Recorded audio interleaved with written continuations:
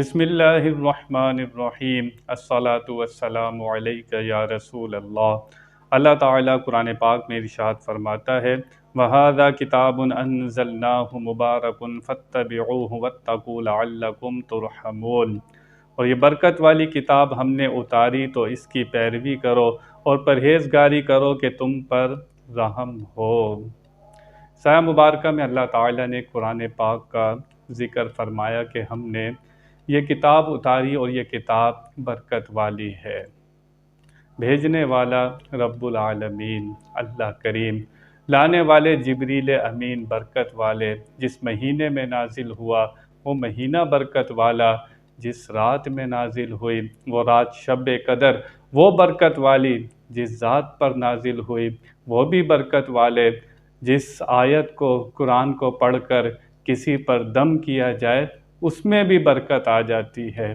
تو یہ قرآن پاک سراپا برکت ہے، رحمت ہے، ہدایت ہے۔ اللہ فرماتا ہے اس کی پیروی کرو، اس کی پیروی کرو۔ پیروی کرنے سے مراد آج ہم لوگ غافل ہو گئے۔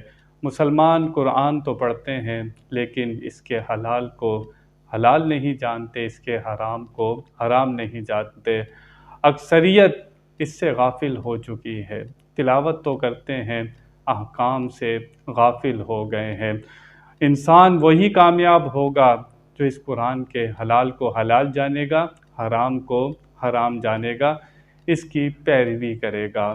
آج ہم پالیسی ہم کہتے ہیں امریکہ سے مل جائے، دوسرے ملک سے مل جائے، ہم قرآن سے پالیسی نہیں لیتے، جس کا ہمیں نقصان ہوتا ہے۔ ہمیں قانون قرآن و حدیث سے بنانے چاہیے لیکن ہم قرآن و حدیث سے قانون نہیں بناتے۔ آج ہم دنیا بھر کی ڈگریاں لے لیتے ہیں، دنیا بھر کے علم پڑھ لیتے ہیں لیکن ہم قرآن پاک کی تعلیم سے غافل ہو گئے۔ کتنے لوگ ہیں جو روز تلاوت کرتے ہوں گے، کتنے لوگ ہیں جو ترجمہ پڑھتے ہوں گے، کتنے لوگ ہیں جو تفسیر پڑھتے ہوں گے کہ میرے رب نے کیا فرمایا ہے۔ دنیا کی ہزارہا کتابیں پڑھ لیتے ہیں، ہر کسی کو سن لیتے ہیں، لیکن ایک کتاب اللہ تعالیٰ نے دی ہے، ہم اس پر غور کرنے کو تیار نہیں ہیں۔ تو پھر ہم پر رحم کیسے ہوگا؟ اللہ خود فرماتا ہے اس کی پیروی کرو گے تو تم پر رحمت کی جائے گی، رحم کیا جائے گا۔ ہم دعا میں کہتے رہتے ہیں یا اللہ ہم پر رحم کر دے، لیکن رحم کیوں نہیں ہوتا؟ ہم اس قرآن کی پیروی نہیں کرتے۔ وہ لوگ تھے، پیچھے دیکھیں، صحابہ کرام کو دیکھیں، تابعین کا دور دیکھیں، ان کا تعلق جتنا قرآن پاک سے مضبوط تھا وہ دنیا میں اتنے ہی کامیاب تھے، اسلام کا پرچم سر بلند تھا۔ لیکن آج افسوس ہماری حالت کیا ہے؟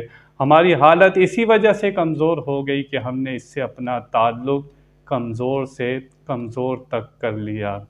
اللہ تعالیٰ سے دعا ہے کہ وہ ہمیں قرآن پاک کے صحیح معنوں میں اس کو پڑھنے کی، اس پر عمل کرنے کی، اس کو سمجھنے کی توفیق عطا فرمائے۔